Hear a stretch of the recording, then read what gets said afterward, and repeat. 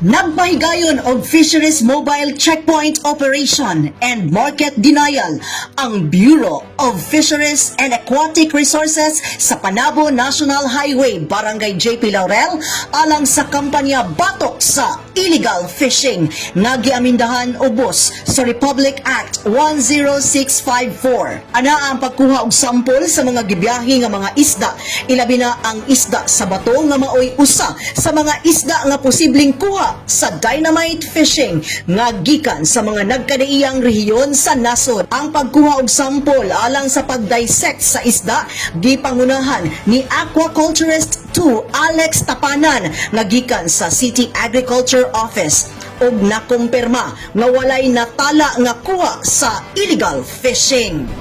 So kani ma'am atong ginapahigayon atong Joint Mobile Fisheries Checkpoint Operation.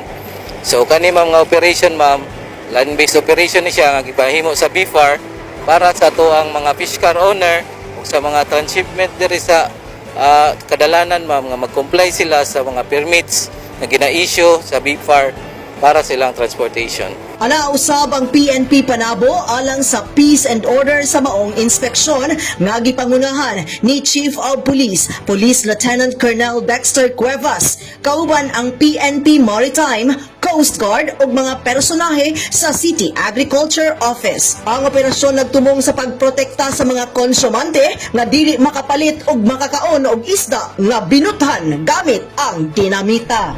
Kauban sa kamera si Ken Yes, kini si Dali Amag nagikan sa City Information Office Broadcast Services alang sa Frontline News Panabo.